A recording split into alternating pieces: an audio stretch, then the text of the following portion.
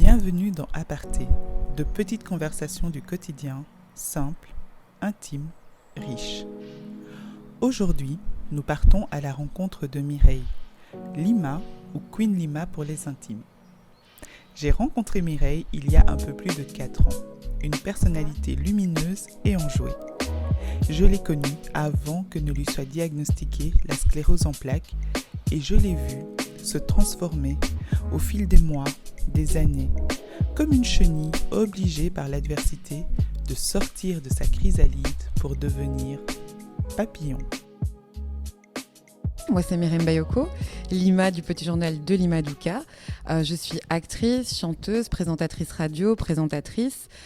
Je suis assistante sociale de formation et puis du jour au lendemain, suite à ma sclérose en plaques, j'ai décidé de tout arrêter et de me lancer vraiment dans le milieu culturel et de vivre de ma passion, ce qui n'est pas spécialement évident. Et donc voilà, on a pu me découvrir dans des émissions de télévision à la RTBF.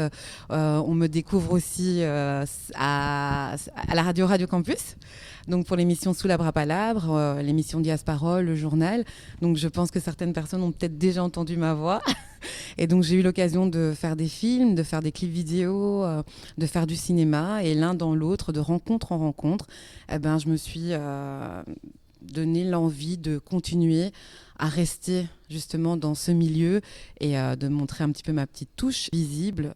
Avec le recul que tu as, comment décrirais-tu la Lima d'avant ?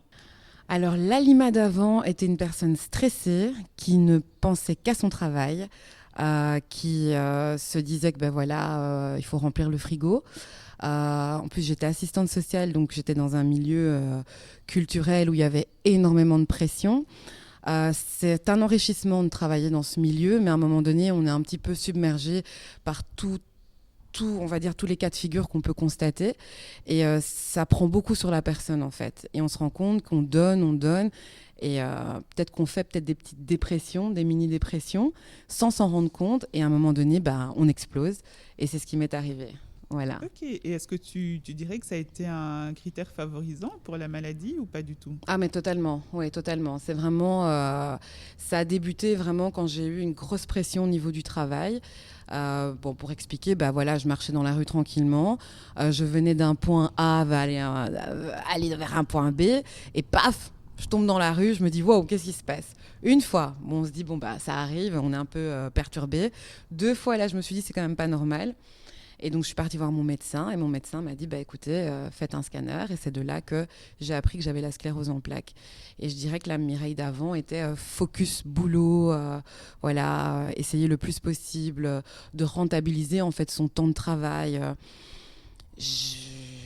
On s'oublie en fait et on pense qu'au boulot. Et on va dire que j'ai oublié un petit peu de prendre du temps pour moi et de faire les choses pour moi. Donc voilà, on va dire que la Mireille d'avant, c'est une stressée, pas totalement dépressive, mais on va dire dépressive du travail. Avec le rythme en fait qu'impose le travail, le quotidien. Ça. Les premiers symptômes visibles que tu as eus, c'est de tomber. Est-ce que tu en as eu d'autres qui ont été annonciateurs de la maladie ? Au début, je ne me rendais pas compte que c'était ça. J'avais un petit peu de troubles de la vue. Des fatigues mais énormes. Par exemple, je pouvais arriver au travail, je commençais à travailler et pouf, je m'endormais mais vraiment sur mon dossier et je me réveillais genre 1 heure plus tard et je me dis mais c'est pas possible quoi, il y a 1 heure de décalage et c'était des petites choses comme ça ou par exemple des oublis, beaucoup d'oublis. Par exemple, on va me dire oui, est-ce que tu t'es occupé de cela ? Je l'ai fait, mais j'avais oublié que je l'avais fait. Et c'est des petites choses comme ça ou bien des énervements sans raison, on ne sait pas trop pourquoi on s'énerve, on va nous dire un mot et on reste piqué sur ce mot-là. Et c'est là que je dis, c'est bizarre, mon comportement change. Mais bon, voilà, on met ça sur le coup du stress. Et donc, je pense que ça a commencé bien avant le fait que je tombe. En fait, le fait que je tombe, c'était un petit peu la conséquence de tout ce stress et le fait que la maladie prenait de plus en plus de place. C'était un peu le dernier warning, quoi. Voilà, on va dire que c'était le cri, le cri du Seigneur, maintenant tu vas te calmer. Exactement. Tout à fait. Et donc, qu'est-ce que tu fais une fois que tu vois tous ces symptômes et que tu dis il faut que je consulte ? qui vas-tu consulter? Est-ce que tu en parles d'abord à ta famille? Est-ce que tu vas sur Doctissimo? Écoutez, quand on est pris dans un engrenage de travail où on nous demande toujours d'être rentable, on nous demande toujours de produire le maximum et au final, on ne se rend pas compte qu'on est dans une situation difficile parce qu'on est dans le travail, il faut que ça tourne et bon, il faut dire ce qui est. Voilà, notre employeur, si ça tourne, c'est tout ce qui lui... C'est tout ce qui l'arrange, quoi. Je veux dire, je veux pas dire que toutes les personnes sont que des numéros, mais il faut savoir que le travail, c'est pas la vie. Mais quand on se met dans la tête que voilà, non, il faut que je rentabilise, il faut que je travaille, il faut que je fasse les choses, on a tendance à faire abstraction de son corps et de pas du tout s'écouter. Or que justement, si vous commencez du jour au lendemain à pleurer sans raison, c'est pas normal. Si vous avez des sensations de douleur au ventre quand vous allez au travail, c'est pas normal. Quand on vous dit quelque chose et que vous ne savez pas vous remettre en question parce que vous sentez qu'on vous attaque, c'est pas normal. C'est qu'il y a un cycle qui fait que vous n'êtes plus dans un rythme de travail sain et votre corps vous parle. Et je pense que c'est vraiment important de s'écouter. Et à ce moment-là, moi, je ne me suis pas écoutée. Il a vraiment fallu que je tombe, que je voie le médecin, que je fasse cette IRM, que je vois marqué sur un bout de papier SEP pour que je réalise que j'ai une sclérose en plaques. Sinon, je pense que j'aurais continué comme ça et ça aurait été pire parce que là, les symptômes auraient été beaucoup plus visibles. Parce que là, c'est les symptômes invisibles parce que je sais bien marcher, je ne suis pas en chaise roulante ou quoi que ce soit. Mais moi, j'ai beaucoup de symptômes invisibles. Ok, et donc, qu'est-ce que la sclérose en plaques? La sclérose en plaques, c'est une maladie, c'est une maladie du système nerveux central. En fait, ce qui veut dire que ça attaque le système nerveux. Donc, quand le cerveau envoie des signaux, par exemple, aux différents membres, que ce soit les mains, les pieds ou quoi que ce soit, moi, il y a une déformation parce que ce qui entoure le nerf, c'est la myéline. Moi, ma myéline, elle est attaquée. Donc, ça veut dire que c'est comme si on envoie je vous envoie un message, mon message, il est un peu... il dérive, il est dévié et il ne vous envoie pas la totalité des mots parce que je suis attaquée au niveau de ma myéline. Et donc, au fur et à mesure qu'on est attaqué et qu'on a des lésions dans le cerveau, ça veut dire qu'on va avoir des symptômes de plus en plus aggravants. Okay. Voilà. Et donc, quand tu as consulté un médecin, que tu as eu ton IRM et puis que tu as vu le diagnostic, est-ce qu'on peut définir à quelle phase on est et quels seront les prochains symptômes ou comment freiner justement la maladie? Tout à fait. En fait, à partir du moment où on fait l'IRM, on sait voir combien il y a de lésions dans le cerveau et on sait plutôt dire à quel stade on est de la maladie. Donc c'est pour ça que, heureusement pour moi, j'étais à un stade où mon corps n'a pas été touché. On va dire que c'est plus au niveau nerveux que j'ai plus de séquelles, mais je veux dire, je me retrouve pas en chaise roulante. Mais maintenant, j'ai pu avoir un traitement excessivement vite. Parce qu'on a détecté que j'avais une SEP, on a vu qu'il y avait différentes lésions dans mon cerveau et mon médecin a été assez rapide.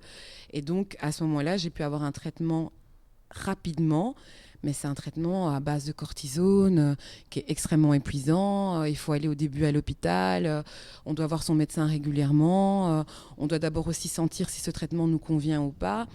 Et évidemment, qui dit traitement, on l'adhère ou on n'adhère pas. Et donc moi, dans le premier cas, ça n'allait pas spécialement bien. C'était pas quelque chose que je pouvais supporter facilement.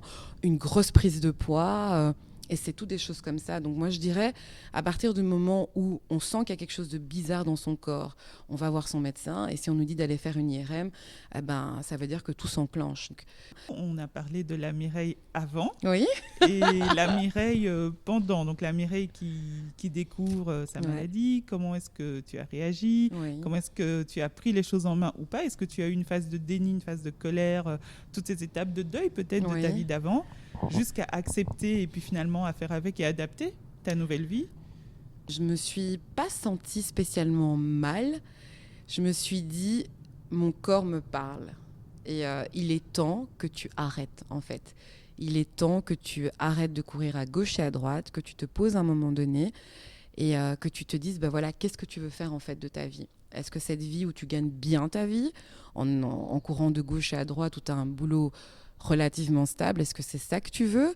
Ou tu veux peut-être explorer d'autres, je ne sais pas quel mot je peux utiliser, d'autres aspects de ta personnalité.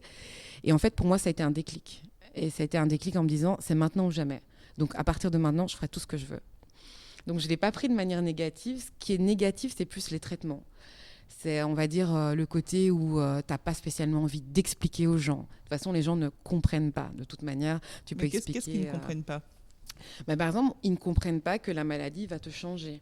Ils ne comprennent pas que ton comportement sera différent. Quand je suis fatiguée, ça se voit extrêmement fort. Le bruit me dérange, parfois même le bruit des enfants me dérange. Et voilà, j'ai pas envie de faire quelque chose, j'ai pas envie de le faire. Et je suis devenue, entre guillemets, plus en écoute avec moi-même. Et les gens ont un peu du mal. On va dire que je suis devenue plus sèche, plus ferme. Si ça va, ça va. J'ai pas de temps à perdre en fait avec les états d'âme. J'ai pas de temps à perdre avec entre guillemets le comportement des gens parce que je me dis ce que je vis est déjà assez difficile. Ça libère aussi quelque part parce qu'on revient à l'essentiel et on voit tout le superflu que les gens peuvent accumuler, qu'on accumulait peut-être soi-même. Et on se dit ça va, maintenant je vais à l'essentiel. Totalement. Et je sais pourquoi et quelque part ça affranchit aussi des normes de la société. C'est même pas que j'ai changé, c'est que j'essaye d'apprivoiser en fait ma maladie et j'essaye le plus possible d'être en accord avec moi-même. Et je pense sincèrement que ça peut parfois faire peur. Et en fait, je me suis retrouvée à perdre énormément d'amis qui ne comprenaient pas que non, j'ai pas envie de sortir, non, je suis fatiguée, non, je veux me focaliser sur moi, non, j'ai pas envie de passer 3 heures à t'écouter, je suis désolée. Et en fait, d'être tellement claire avec ce que je veux et d'être claire avec les personnes, je pense que ça fait peur, ça fait fuir, et aussi ne pas avoir envie de perdre son temps. Et je veux dire, la vie est tellement belle en fait. Et on se rend pas compte que les petites choses, c'est ça qui nous permet de voir les choses différemment. Quand moi je rentre chez moi et que je suis seule chez moi et que je me prends mon petit café devant ma télévision que je lis mon bouquin, c'est des moments où ça me fait vraiment beaucoup de bien. Quand je passe du temps avec ma famille et que je suis là et qu'on a des discussions beaucoup plus, on va dire, concrètes, comment tu vas, comment tu te sens, moi ça me fait du bien et je trouve que je préfère passer des moments comme ceux-là que rester dans la futilité, quoi. Ça, c'est plus possible, vraiment, non. Mais c'est un discours qu'on entend souvent chez des personnes qui ont eu des coups durs ou qui ont un tournant dans leur vie. Oui. Ils voient la vie différemment. Est-ce que, après, je ne sais pas si c'est bien ou pas bien ce que je vais dire, mais est-ce que finalement, on ne devrait pas tous avoir un choc de la vie pour en apprécier la saveur? Parce que j'ai l'impression que c'est un discours qui revient très souvent, mais il faut vraiment un choc, quoi, une claque. Je dirais une claque supportable parce que c'est pas toujours évident. Je veux dire, moi je le vis bien parce que j'ai un entourage qui me permet de le vivre bien. J'ai une famille qui me soutient, j'ai un chouette médecin, j'ai un chouette neurologue, donc j'ai un environnement qui me permet de remonter un peu la pente quand j'ai des moments plus down. Je pense pas qu'il faut forcément un choc. Je pense qu'il faut beaucoup s'écouter. Et si on n'est pas en phase avec soi-même, moi je dirais que c'est plutôt ça le choc qu'on devrait avoir. C'est être en phase avec soi-même. Et si on se rend compte de sa valeur et de ce qu'on veut réellement et de ce qu'on veut donner aux autres, je pense que c'est ça qui va tout ouvrir, qui va tout dégager. Les portes vont s'ouvrir d'elles-mêmes. Ouais. Waouh! Et oui! Comme c'est beau! Et donc, en parlant de portes, justement, tu as beaucoup de portes qui se sont ouvertes pour toi, notamment dans le cinéma, les médias, le mannequinat, les concours beauté, égérie de cosmétiques. Oui. Donc, est-ce que tu peux nous partager un peu déjà ce cheminement? Donc, qu'est-ce qui t'a décidé, comme tu l'as dit en début d'émission, à faire ces choix-là? Et comment est-ce que tu te prépares à toutes ces nouvelles casquettes? Déjà, ce qui m'a décidé, c'est un coup de tête. Comme je vous l'avais dit, je me suis dit, c'est maintenant ou jamais. Et tu vas faire ce que tu veux. Et on va dire, la première chose qui m'est arrivée, c'est que j'ai regardé une demande sur Facebook, tout bêtement. Oui, on recherche une personne pour faire une émission sur la RTBF qui s'appelle La vie des Belges. Et je me suis dit, allez, on essaye, on tente le coup. Donc, je postule et tout. Donc, ma candidature est prise. Puis, ils me disent, mais il faudrait que tu trouves une autre personne parce qu'il faut un duo. Je fais, OK, il faut un duo, ça va. Donc, je propose un petit peu à la communauté. Je propose à certaines personnes, même ici présentes, qui ont refusé. No comment. Et alors, à ce moment-là, je demande à Christelle Palanzila, écoute, est-ce que ça te ferait plaisir de pouvoir faire ça avec moi ? Et donc, on a fait l'entretien, on a été sélectionnés. Et de là, on a fait cette émission. Et je sais pas, j'ai eu un déclic. Je me suis dit, waouh, la télévision, les médias, c'est vraiment mon truc. Déjà, je faisais de la radio. Et encore une fois, Sacha et soi. Donc, je ne sais plus, on s'est découvertes. Et puis, elle me fait, t'as pas envie de faire de la radio? Et puis, elle me dit, ouais, t'as une chouette voix. Allez, vas-y. Et c'est l'un dans l'autre, tous ces éléments qui me disent, non, c'est bon, c'est pour toi. Et donc, je fais cette émission La vie des Belges pendant 6 mois. Ça passe à la télé. J'ai vraiment eu des bons retours. Il y avait même des gens qui m'arrêtaient dans la rue. C'était vraiment comique. Et après ça, je me dis non, on va continuer sur la lancée. Et puis, je fais un casting pour la pièce de théâtre Livouba. Et là, bingo, je reçois le premier rôle. Après, je fais un autre casting pour Les Bijoux de l'âme. Je reçois aussi un rôle. Après, on se retrouve à Cannes. Et l'un dans l'autre, je fais un autre casting pour Be Fabulous Relooking à Paris. Et donc, je me suis retrouvée avec ma tête dans tous les métros parisiens. Donc, imaginez la petite Belge qui se lève le matin, pouf, il y a sa tête partout. Et après ça, je rencontre Ganjil, qui est un producteur de cinéma. Là, je le rencontre, je fais le casting pour Bandes urbaines. Malheureusement, le film n'a pas été fait, mais n'a pas encore été réalisé. Mais je veux dire, le casting s'est super bien passé. On a fait une bande-annonce qui a bien pris. Et après ça, il me recontacte et voilà, il me dit j'aimerais bien que tu fasses le casting pour mon prochain film. Et après ça, j'ai commencé à me rentrer dans les médias. J'ai créé mon petit journal qui s'appelle Le Petit Journal de Limadouka. J'ai commencé à faire mes petites vidéos. J'ai rencontré des artistes, j'ai pu faire des clips vidéo avec des artistes tels que Mata, des artistes belges. J'ai pu faire une interview de Isha. Et voilà, je baigne dans ce milieu. Et en France aussi, d'ailleurs, tu as été oui, que blague. Dans un clip aussi. Oui, j'ai fait un peu vraiment un peu de tout. Vraiment, c'est... je veux dire, même moi-même, des fois, j'oublie. Je me dis, t'as fait ça. Bah oui, j'ai fait tout ça. Mais ça n'empêche que c'est que du plaisir, quoi. Et comment tu gères justement maintenant ta vie avec tous ces aspects, tous ces angles, toutes ces casquettes? Comment tu gères pour gérer la fatigue aussi et puis gérer les projets? Comment est-ce que tu envisages l'avenir? Et est-ce que tu as le temps pour une vie privée? Ah, ça c'est... On a toujours le temps. Mais en fait, ce qui se passe, c'est que là, maintenant, j'ai repris des études. C'est vraiment des études d'audiovisuel pour avoir un petit peu... une vision de ce que j'aime, en fait, de savoir de quoi on parle. Voilà, quand on dit oui, il faut acheter une caméra 4K, c'est quoi? Écoute, c'est une caméra où tu pourras bien filmer. Voilà, qui va te coûter autant. Puis il dit, si tu utilises ton téléphone, il faut utiliser de telle manière. Voilà, le son est très important, alors qu'avant, je ne me préoccupais pas spécialement du son. Et je me suis dit, déjà, forme-toi un minimum pour savoir de quoi tu parles. Et... j'ai commencé par ça et d'établir un petit peu... en fait, moi, je fonctionne en feuille de route. Et je me fais ma ligne du temps. Et je me dis, je me donne autant de mois pour réaliser ça. Je me donne autant de mois pour réaliser ça. Comme ça, je ne me donne pas de pression parce que je ne veux plus travailler dans la pression. Et quand je fais tous ces projets, ce sont des projets que j'ai vraiment fait petit à petit. Ce n'est pas genre... tout m'est venu d'un coup, c'est non. Je me suis dit, je me concentre d'abord là-dessus. Je continue bien sûr la radio, parce que la radio, c'est vraiment, on va dire, mon coup de cœur. C'est une drogue, la radio. C'est vraiment une drogue, mais j'ai quand même su arrêter. J'ai su arrêter un petit temps parce que justement, comme tu dis, il faut pouvoir se focaliser sur, moi je pense, une chose à la fois. Vouloir aller dans tous les sens, en fait, c'est peut-être le début, parce que c'est bien de toucher à tout pour sentir où est-ce que tu te sens plus à l'aise. Et là, maintenant, je peux définir que je me sens plus à l'aise en tant qu'actrice, mais j'ai aussi besoin de créer comment on appelle ça, des émissions et de rencontrer des gens. Et donc, je vais me focaliser sur le côté actrice et le côté présentatrice. Et donc, maintenant, je me consacre sur ces deux choses-là. Et si maintenant on m'appelle pour faire des photos ou quoi que ce soit, je ne vais pas dire non. Mais si mon agenda ne me le permet pas, je vais refuser. Parce que je me dis, ça ne sert à rien de courir dans tous les sens. Si c'est pour toi en fait. Donc, il n'y a rien qui presse. Simplement, donne-toi les objectifs de commencer quelque chose et de le terminer. Et c'est pour ça qu'avec le petit journal, je l'ai commencé en 2016. On va dire que là, maintenant, on est en 2020, j'ai fait plein de choses, mais je me suis stoppée parce que je n'arrivais pas à travailler comme je voulais, comme j'aimais. Et je veux dire, en pouvant rencontrer les gens, passer à faire des montages, je déteste ces montages. J'ai horreur de ça. Je voilà. Et donc, je me suis dit, bah voilà, c'est mieux de travailler comme ça, et moi, ça me convient, pour avoir une qualité beaucoup plus intéressante. Et quand on regarde, si vous avez l'occasion de regarder mon petit journal, vous allez voir que les vidéos sont de mieux en mieux.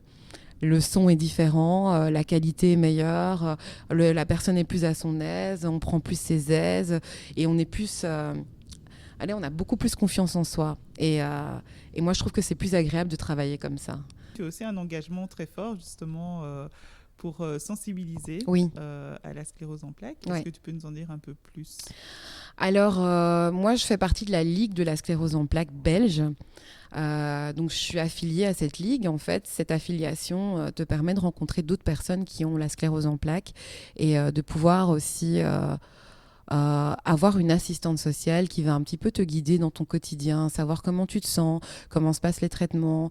Et ce qui est important, c'est, moi, je trouve que on a besoin de parler aussi à d'autres personnes. On a besoin aussi de se rendre compte, moi, c'est pas si grave comparé à d'autres. Je veux dire, oui, j'ai la sclérose en plaques. Oui, quand on entend sclérose en plaques, on est là, oh, mon Dieu. Mais moi, à mon stade, je peux encore faire ce que je veux. Si on me regarde, on ne sait pas que j'ai une maladie invisible, tandis que d'autres sont en chaise roulante.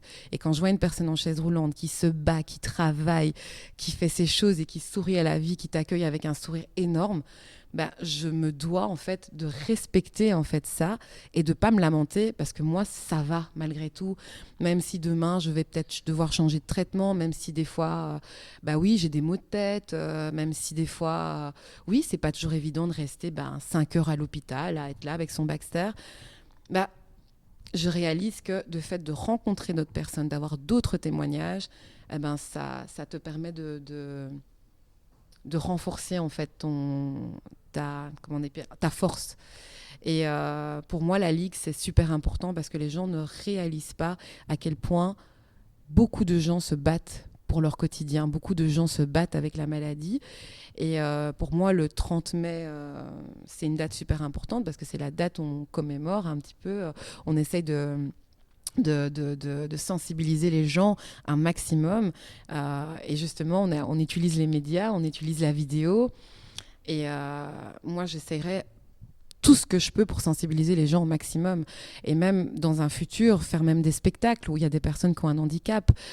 Essayer de montrer que c'est pas parce qu'on a un handicap qu'on n'est pas capable de jouer, qu'on n'est pas capable d'exercer ou de faire ce qu'on a envie. C'est clair que des fois, je suis là, j'apprends mon texte pendant 2 ou 3 jours.